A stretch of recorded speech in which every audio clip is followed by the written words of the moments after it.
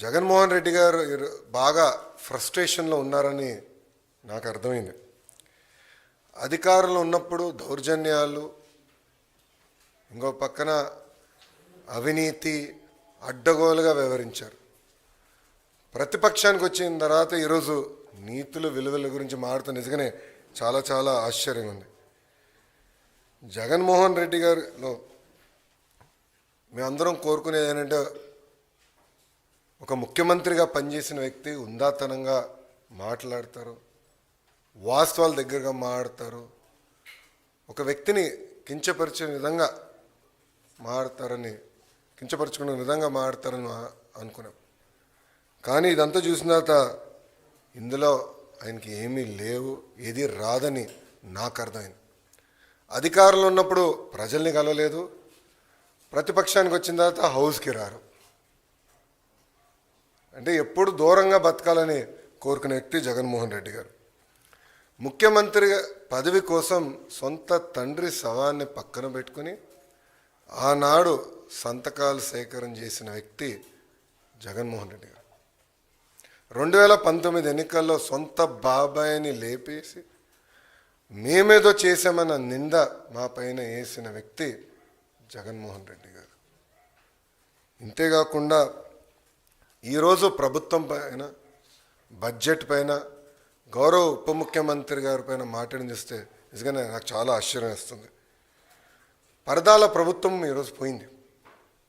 అదేవిధంగా బూతులు తిట్టే శాసనసభ్యులు కూడా పోయారు.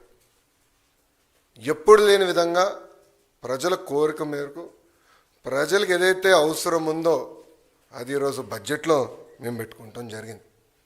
ఎన్నికల ముందల వై నాట్ 175 అని పదే పదే చెప్పిన వ్యక్తి ప్రజలు 11 స్థానాలు ఇచ్చారు.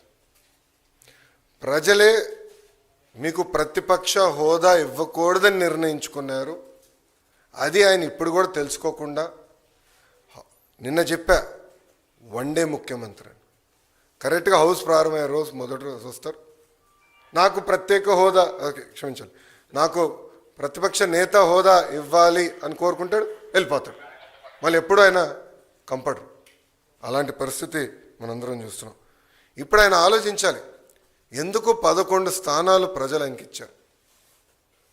ఆయన ఆలోచించాలి, ఎందుకు సొంత తల్లి, చెల్లి, కార్యకర్తలు, నాయకులు ఆయన నమ్మట్లేదని.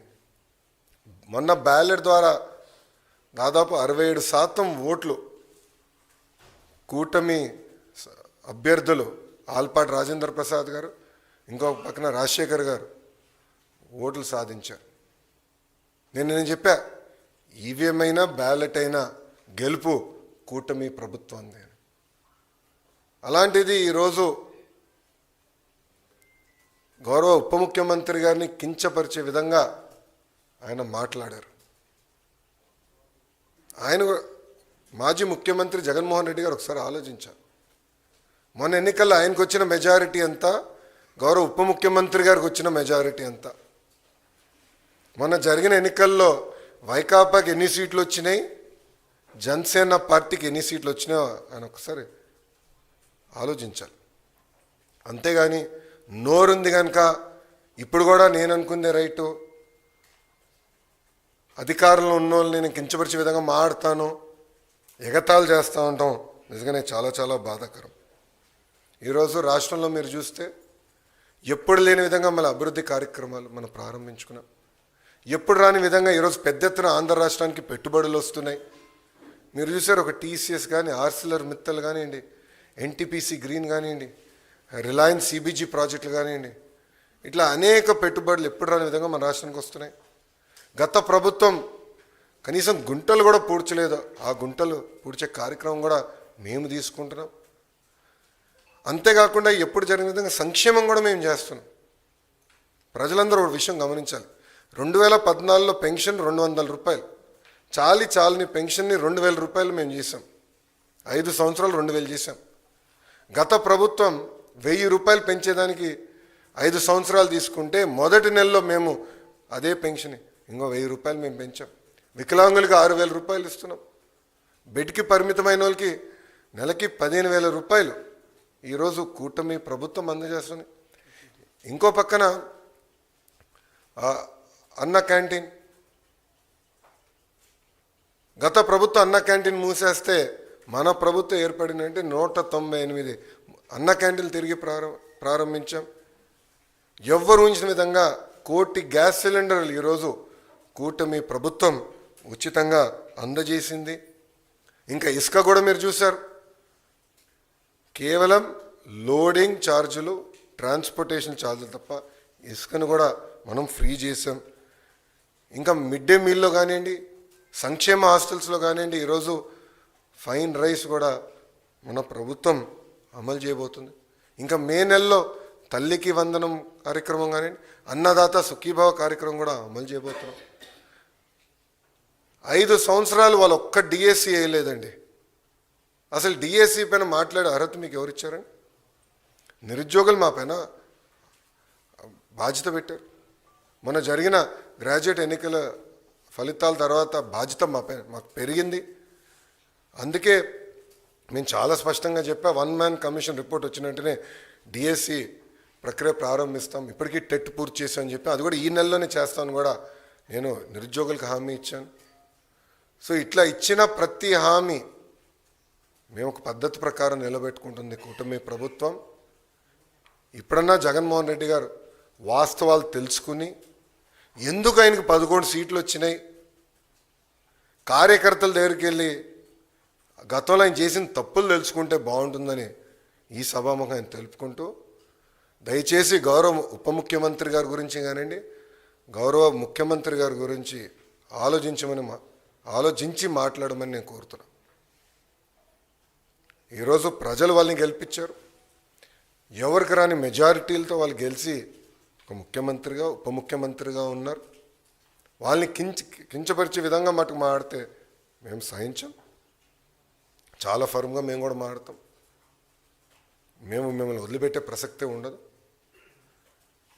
గౌరవం అనేది ఇచ్చిపుచ్చుకోవాలి తప్ప ఏదంటే అది వాగితే మటుకు ప్రభుత్వం ఇక్కడ ఏదో కూర్చుని మేము వింటామనుకుంటే చాలా పొరపాటు పడతారని ఆయన కూడా తెలియజేస్తూ, ఇప్పుడు మీడియా మిత్రులకి అయిన ప్రశ్నలు ఉంటే దానికి సమాధానం చెప్పేదానికి నేను సిద్ధంగా ఉన్నాను.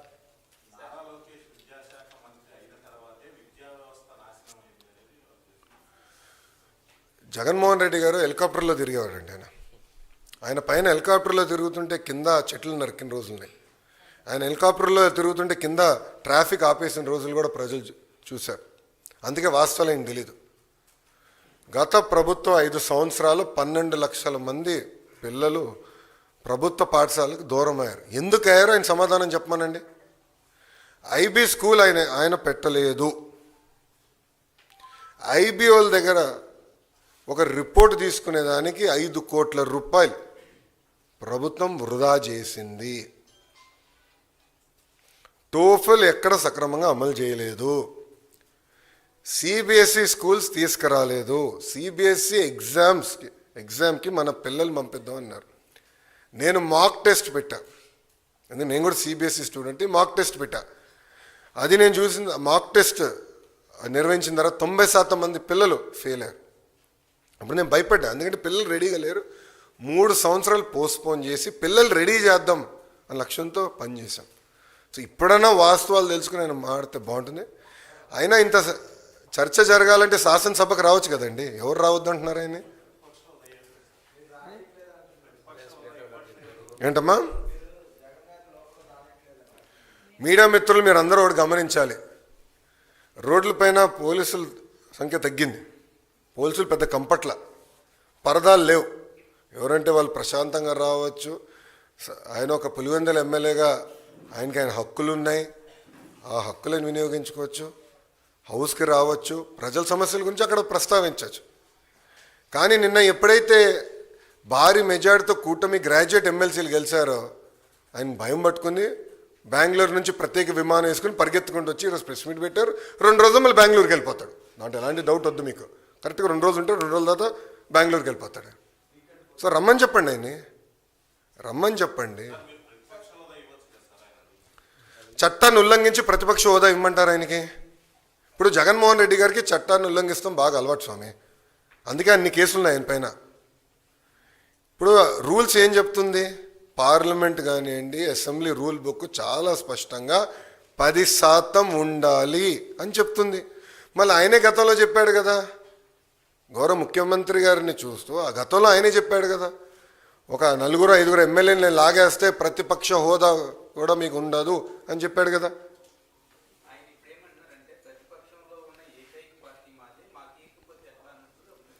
రమ్మని చెప్పండి సార్. ఐ థింక్ రోల్ 11 వాళ్ళకి కేటాయించాం. రోల్ 11లో కరెక్ట్గా 11 మంది కూర్చోవచ్చు. రమ్మని చెప్పండి, చర్చిద్దాం.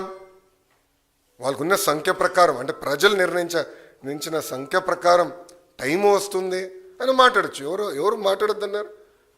ఈరోజు ప్రతి సభ్యుడికి స్పీకర్ గారు మైక్ ఇస్తున్నారు, డిప్యూటీ స్పీకర్ గారు మైక్ ఇస్తున్నారు.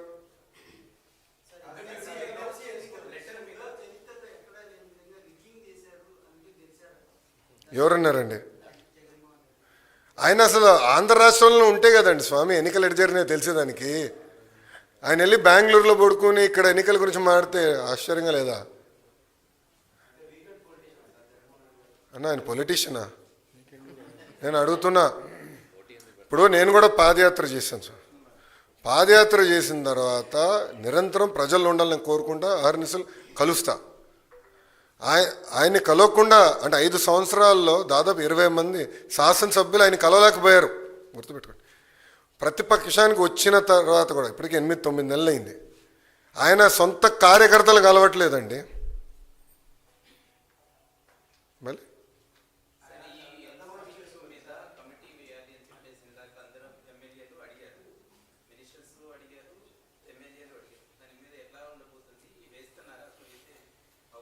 అది స్పీకర్ గారు ఇవ్వాల్సిన డైరెక్షన్. స్పీకర్ గారు ఇవ్వాల్సిన డైరెక్షన్ గురించి నేను మాట్లాడకూడదు. స్పీకర్ గారు ఏ నిర్ణయం తీసుకున్నా ప్రభుత్వం దానికి కట్టుబడింది.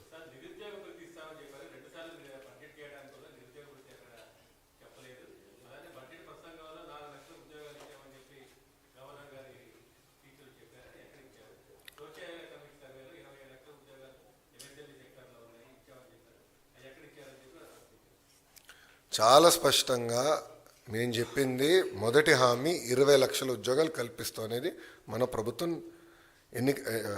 అధికారంలో రాకుండా ముందు ఇచ్చిన హామీ. మీరు నా స్పీచ్ కూడా చూడండి. బోత్ ప్రైవేట్ ప్రభుత్వం కలిపి 20 లక్షల ఉద్యోగాలు కల్పిస్తామని మేము చెప్పాం.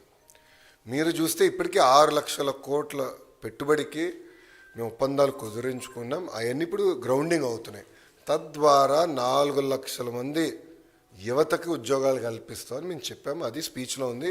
మొన్న కూడా కౌన్సిల్లో నేను చూపించానండి.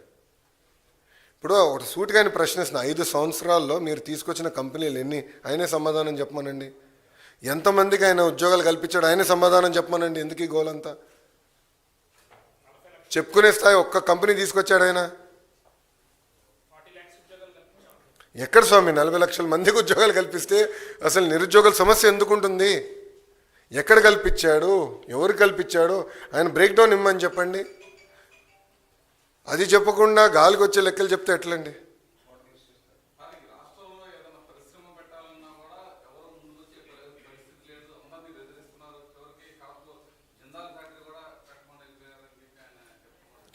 టీసీఎస్ ఎందుకు వచ్చిందండి? ఆసిలర్ మెత్తల్ ఎందుకు వచ్చిందండి?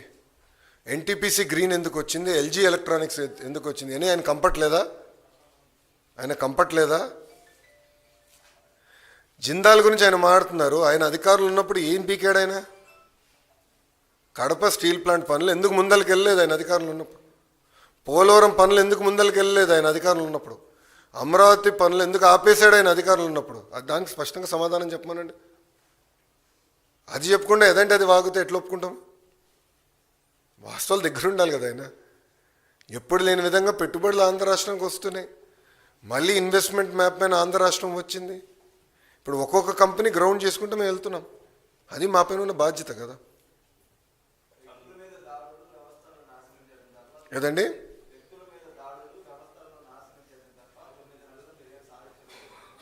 ఏ వ్యవస్థను నాశనం చేశాం మేము? సూటిగా జగన్మోహన్ రెడ్డి గారు నేను ప్రశ్నిస్తున్నా. ఏ వ్యక్తి పైన మేము దాడి చేశాం? జగన్మోహన్ రెడ్డి గారు ఈరోజు ఆంధ్ర రాష్ట్రంలో ఎక్కడికంటే అక్కడ తిరుగుతున్నాడు కదా. ఆయన ఇప్పుడు 2-3 సార్లు బయటకు వచ్చారు, ప్రశాంతంగా వెళ్తున్నారు కదా. ఆయన గేటుకి మేము తాడు కట్టలేదే, ఆయన వెళ్తున్న వాహనాలపైన చెప్పులు మేము వేయలేదే. ఆనాడు చంద్రబాబు నాయుడు గారు పల్నాడు ప్రాంతానికి వెళ్ళాలంటే గేట్కి తాడు కట్టారండి. అంతేకాకుండా ఏకంగా అమరావతిని సందర్శించేదానికి మేమందరం బస్సులో వెళ్తుంటే వైకాపా కార్యకర్త ఆ బస్ మీద ఇసిరేశాడు. అప్పుడున్న డీజీ ఏమన్నాడండి, ప్రజాస్వామ్యంలో ఎక్స్ప్రెషన్ అంటే అది ఫ్రీడమ్ ఆఫ్ ఎక్స్ప్రెషన్ అంటే చూడండి ఏ స్థాయికి వెళ్ళారు. వాళ్ళు తప్పులు గతంలో చేశారు, దానికి వాళ్ళు చిక్కుంటున్నారు. దానికి మేమేం చేయగలుగుతాం? చట్టం దాని పని చేసుకుంటూ వెళ్తుంది.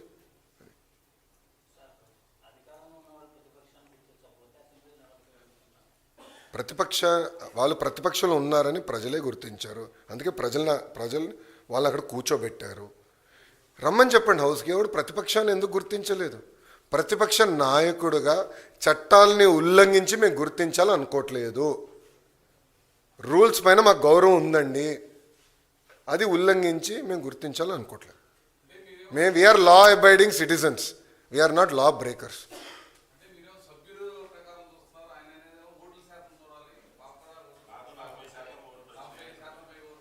అవునమ్మా, రూల్ బుక్ ఏమంటుందండి? ఇప్పుడు ఇదే అంటే జగన్మోహన్ రెడ్డి గారు ఛాన్స్ ఇస్తే prevention of money laundering act తీసేస్తాడు. ఇదే ఛాన్స్ కానీ జగన్మోహన్ రెడ్డి గారికి ఇస్తే సిబిఐని రద్దు చేస్తాడు, సిఐడిని మూసేస్తాడు ఆయన.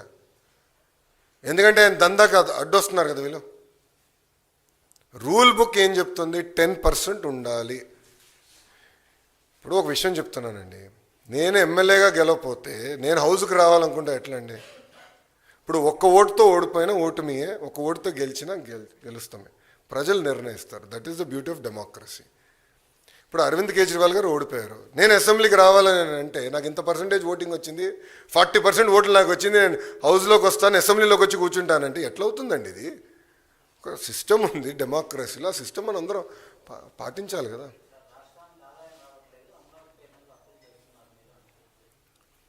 రాష్ట్రానికి ఆదాయం రావట్లేదని ఆయనకి ఎవరు చెప్పారండి? ఏ కళలు కంటున్నాడు ఆయన? ఏ ఆత్మ చెప్పిందో మరి ఆయన? ఎందుకంటే ఆయనకు ఆత్మలతో మాడతాం బాగా ఇష్టం స్వామి. రాత్రి ఒక ఆత్మతో మాడతాడు, పొద్దున ఒక నిర్ణయం తీసుకుంటాడు.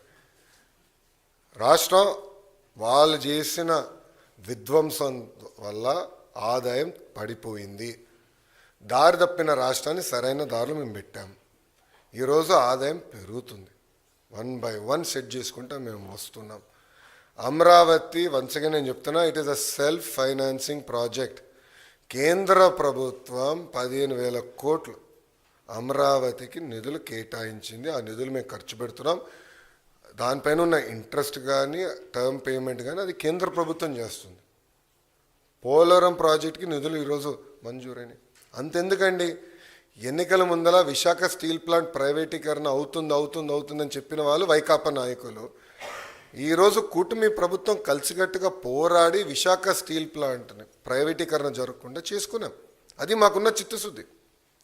13,000 కోట్ల రూపాయలు అండి. కేంద్ర ప్రభుత్వం 11,000 కోట్ల రూపాయలు, రాష్ట్ర ప్రభుత్వం సుమారుగా 2,800 కోట్ల రూపాయలు. రెండు జోడించుకుని విశాఖ ఉక్కుని మేము కాపాడుకున్నాం. అది దాని గురించి మాట్లాడమనండి.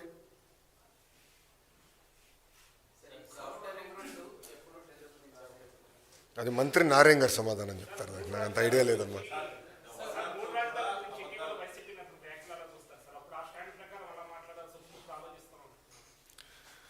అంటే ముందర జగన్మోహన్ రెడ్డి గారికి సబ్జెక్ట్ మీద క్లారిటీ ఉంటే బాగుంటుంది కదా.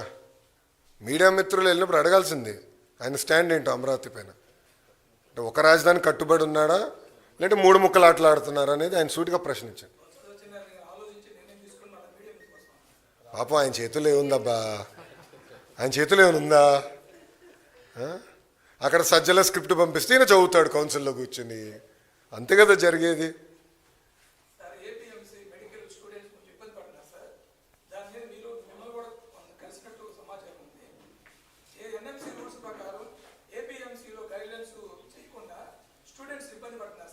No.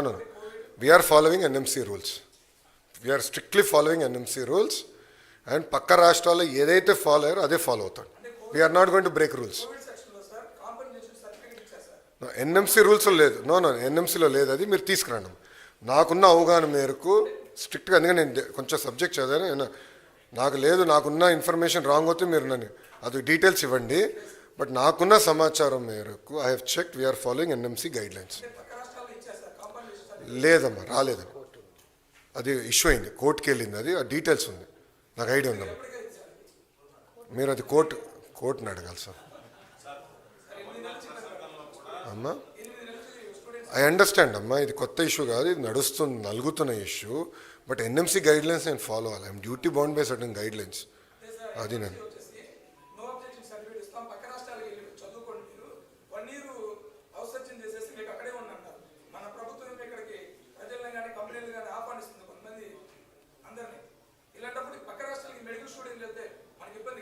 Sir, let me follow the rules, the guidelines laid down. Court కూడా క్లారిటీ ఇచ్చిందా, then I can take up అమ్మా. అంతేగాని చట్టాన్ని ఉల్లంఘించే అలవాటు నాకు లేదు. Want be very clear.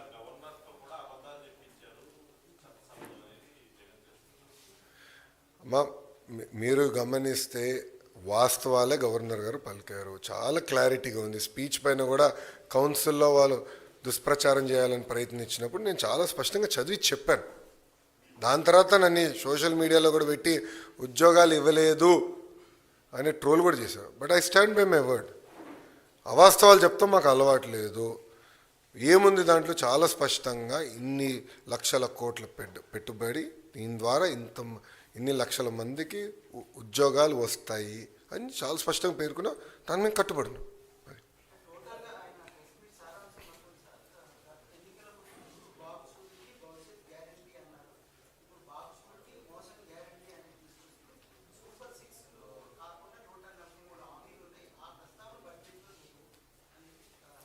Sir ఒక మాట అడుగుతున్నా, సిపిఎస్ఐని ఎందుకు రద్దు చేయలేదండి?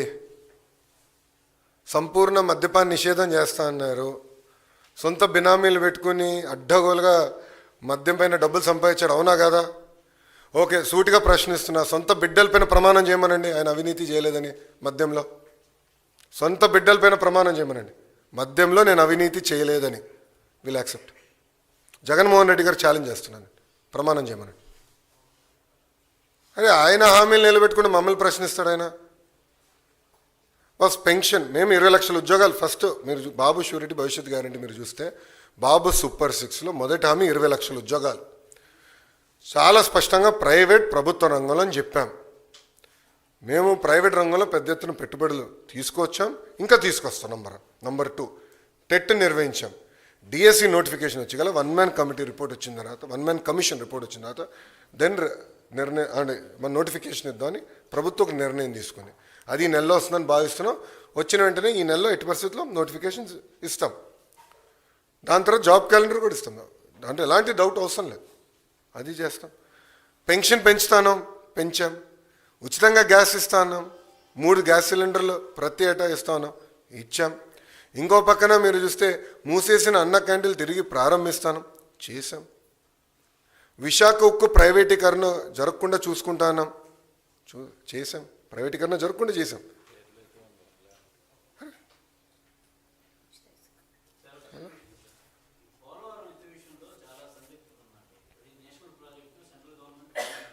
ఎవరికి ఉందండి డౌట్?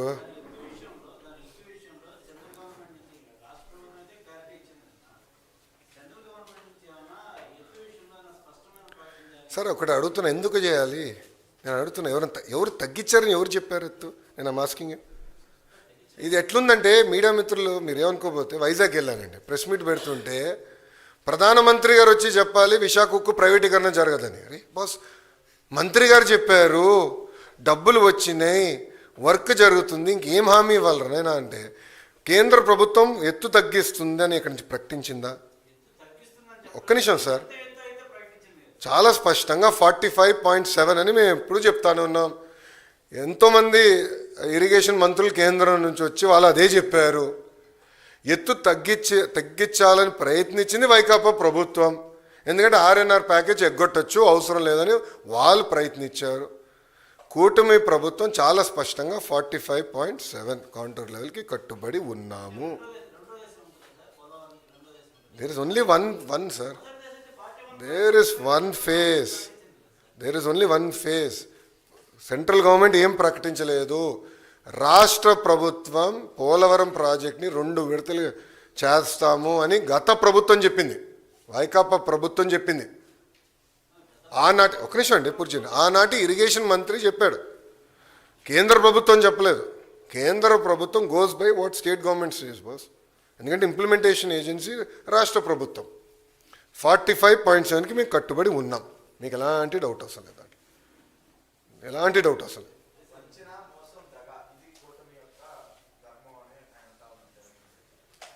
దేనిపైనండి స్వామి? ఈరోజు మేము పరదాలు కట్టుకుని తిరగట్లేదు ఆయనలాగా ముఖ్యమంత్రి గారి ఇంటి చుట్టూ 144 సెక్షన్ పెట్టుకుని బతకట్లేదు మేము. ప్రజాప్రతినిధులు కానీ, సంఘాలు కానీ, ప్రజలు కానీ వచ్చి కలిసిదానికి అద్భుతమైన అవకాశం మేము కల్పిస్తున్నాం. నిరంతరం ప్రజల్లో ఉంటున్నాం. గతంలో గత ప్రభుత్వంలో జరిగిన విధంగా ప్రజా దర్బార్లు పెట్టుకుంటున్నాం. ప్రజల సమస్యలు మేము పరిష్కరించడానికి అహర్నిశలు కష్టపడుతున్నాం. ఈరోజు ఆయన ఆ మాటలు చెప్తే నిజంగానే చాలా ఆశ్చర్యంగా ఉంది. ప్రతిపక్షంకి వచ్చిన తర్వాత కూడా ఆయన సొంత కార్యకర్తలను కలవట్లేదండి. ప్రజలను వదిలేండి, సొంత కార్యకర్తలను కలవట్లే.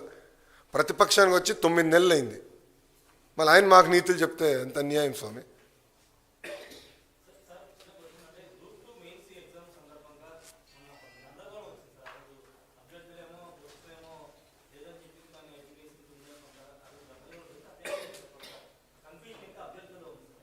ఎగ్జామ్ అయిపోయింది కదండి, ఎగ్జామ్ అయిపోయింది కదమ్మా. ప్రభుత్వం పైన ఉన్న బాధ్యత ఆ రోజు లేదు, ఇట్లా అడుగుతున్నారు, టైం కావాలని అడుగుతున్నారని మేము లెటర్ కూడా రాసాం. ఏపీపీఎస్సీ చైర్మన్ గారు లేదు, యాజ్ పర్ షెడ్యూల్ మేము నిర్వహిస్తాం, మేము ముందరికి వెళ్ళాలని నిర్ణయం తీసుకున్నామని చెప్పారు. It is a constitutional body. Chairman గారు నియమించే అధికారం ప్రభుత్వానికి ఉంది తప్ప తర్వాత వాళ్ళు తీసుకున్న నిర్ణయాలు as a independent body they are taking decisions, just like election commission.